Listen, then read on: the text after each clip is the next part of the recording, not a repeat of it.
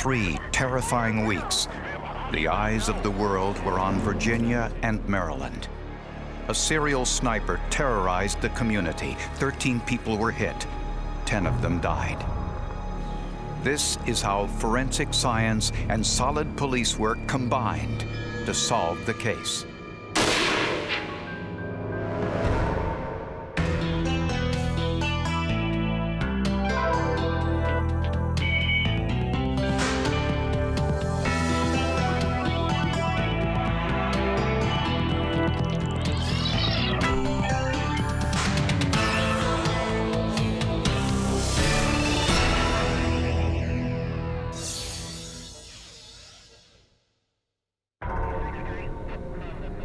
On October 2nd, 2002, police in Montgomery County, Maryland were investigating a number of shooting deaths. 55-year-old James Martin was felled by one bullet while putting groceries into his car. 39-year-old Sonny Buchanan was killed by a single gunshot while mowing a lawn. A 54-year-old cab driver was gunned down while filling his car with gas. Nothing like this has ever happened in Montgomery County. This is a very safe community. Our homicide rate just increased by 25% in one day. All looked like the work of the same perpetrator. Police knew each victim was shot from 100 to 200 yards away, but they didn't know where the shooter was located. The FBI used television and film animation software to build models of the crime scenes to determine where the shooter was positioned. And since the shooter got away cleanly, some believed that 2 people were involved, a spotter and a shooter. My theory was there was a driver with him, that's how he was getting away. You kill one person, you kill 2 people. I think that would be a pretty good day, you know, for a normal psychopathic murder. But now you go on to the 3rd, the 4th within 2 hours. So at that point, I felt as though there were 2 people. The 4th victim was 34-year-old Sarah Ramos, shot and killed while sitting on a bench outside this post office. A 25-year-old nanny was shot at another gas station.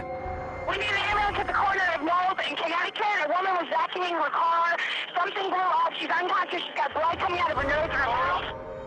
And 72-year-old Pascal Charlot was shot and killed while crossing a Washington, D.C. street.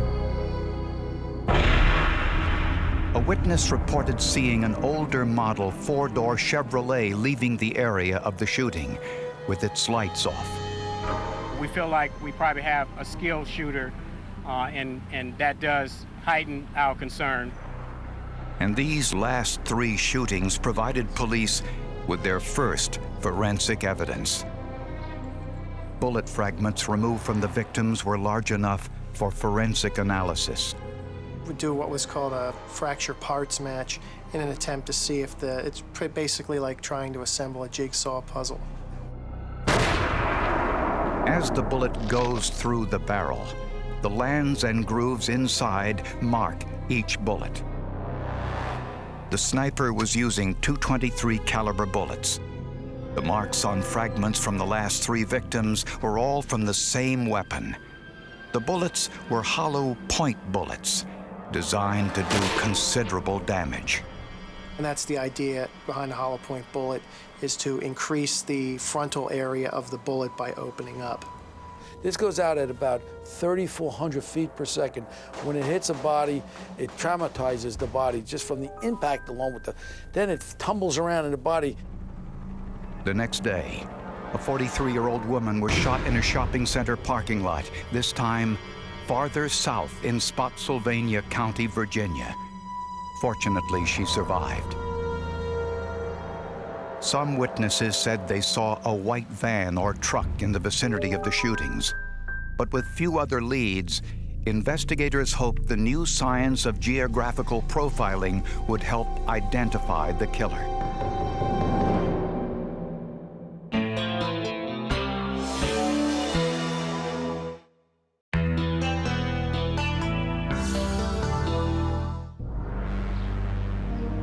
A serial sniper had already shot 7 people in Virginia and Maryland, and many in the community were starting to panic. Investigators had little physical evidence, so they turned to some newer techniques of crime solving. For years, the police sciences have used stuff from physics, chemistry, biology, all the hard sciences. Now we're starting to see development of tools for policing from the social and the soft sciences, psychology, criminology, sociology. Investigators asked Kim Rossmo to do a geographic profile of the killer. Rossmo is a former Canadian police detective who invented the computer software that's used. Serial and stranger crimes have a problem of information overload. Too many suspects, too many tips. It's not uncommon for these lists to be in the hundreds and even thousands. It's like the classic needle in the haystack problem. They may be there, but where do you start? Rossmo believes that criminals operate within a predictable distance from where they live. So he entered the locations of all the shootings into his computer program, which contains information gathered from thousands of earlier case studies. Criminals are lazy. Now, criminals are also concerned about committing crimes too close to their home.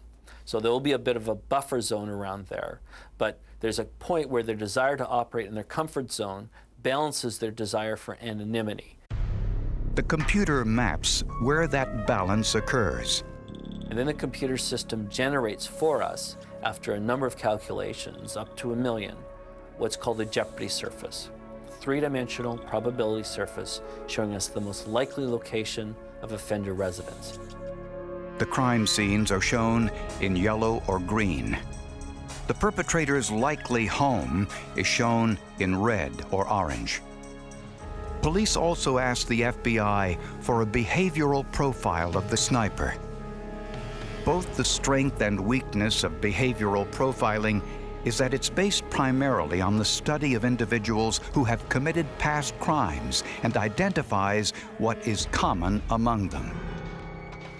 Based on past criminal history, behavioral profilers say a spree killer is usually a white male in his late 20s to early 30s, high school educated, and is most likely divorced. No profile can solve a crime. You need physical evidence and a witness or a confession to do that. Science is an asset, science helps, but people, talking to people, getting information from people is our best ally. But police were certain of one thing. The killer or killers were watching the media. It's common that they follow it in the media. They often may interject themselves into the investigation in some way. Again, that kind of feeds their ego. So he may have been watching when Chief Moose assured the public that area children were safe. Montgomery County officials say tomorrow will be a normal school day. On October 7th, the sniper shot and wounded an 8th grader as he entered his school. Anxious parents questioned whether their children were safe at all. I'm just happy that my dad came to get me. He's happy because I did come to get him. I came to pick him up. All of our victims have been innocent, have been defenseless. But now we're stepping over the line because our children don't deserve this. The idea of moms taking their kids to school and sheltering them from a potential sniper attack is not the American I know. In a wooded area, 150 yards from the school, police found a cover to a pen, a shell casing, and a tarot card, the kind used in fortune telling. The shell casing was a .223 caliber, a very common round which can be fired from many different rifles. The killer left the death card, inscribed with the words, "Dear policeman, I am God." Within days, there were 3 more shootings.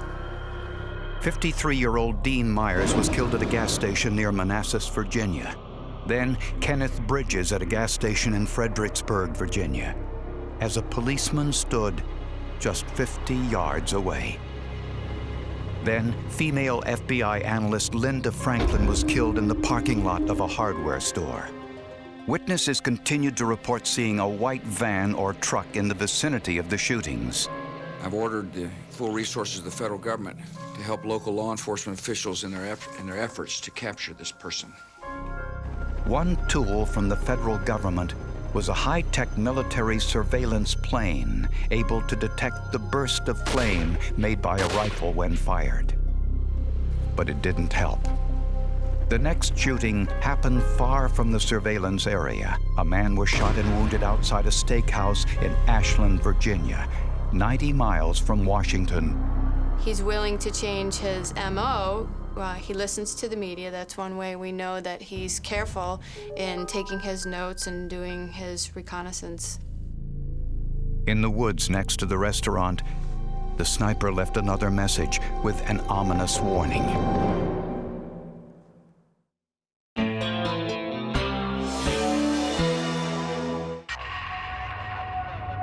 After the 12th shooting in a horrifying spree, the sniper left another note. It was a 4-page letter enclosed in a plastic bag along with a shell casing.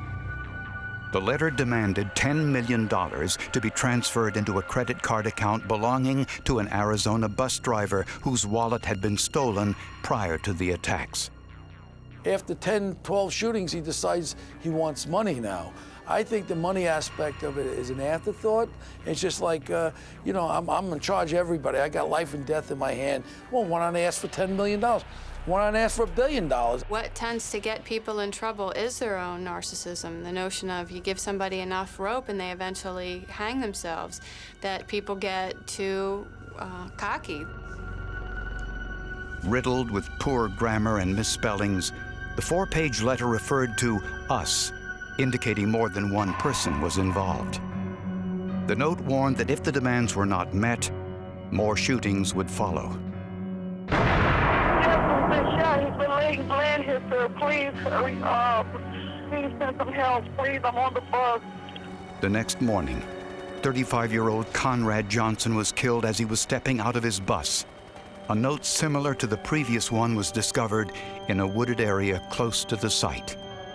The snipers also made repeated attempts to make contact with investigators through the sniper tip line. Most were messages beginning with, "Call me God."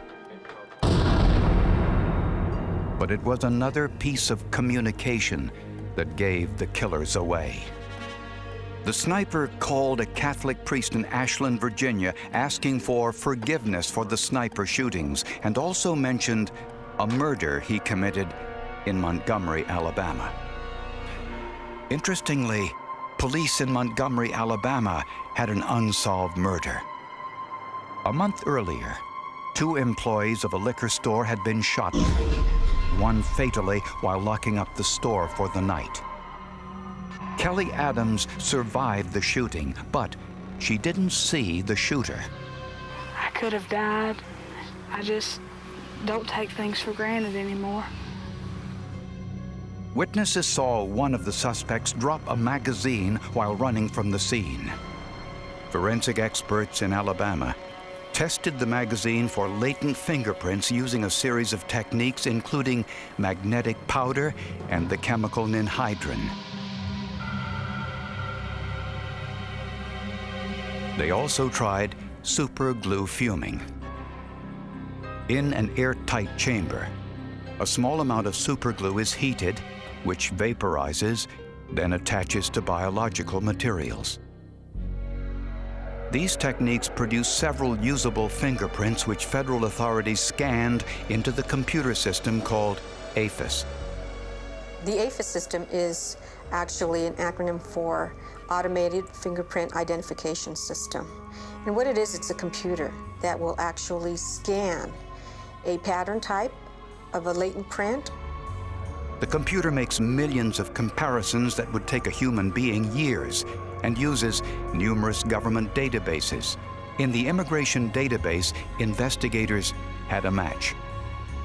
The fingerprints on the magazine belonged to 17-year-old Lee Boyd Malvo, an immigrant from Jamaica. Police later learned his nickname was Sniper, given to him by a man who used to date Malvo's mother, 41-year-old John Muhammad. Malvo and Muhammad had once lived in this house in Tacoma, Washington. Neighbors said they often heard gunfire from the home's backyard. Lee Boyd Malvo and John Muhammad were now the prime suspects. But where were they? And could they be found before they killed again?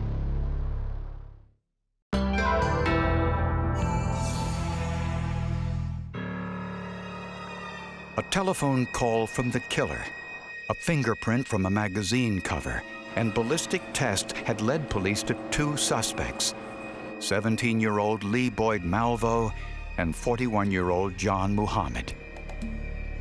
A check of motor vehicle registrations revealed Muhammad owned a 1990 Chevrolet Caprice with New Jersey license plates, information that was released to the media.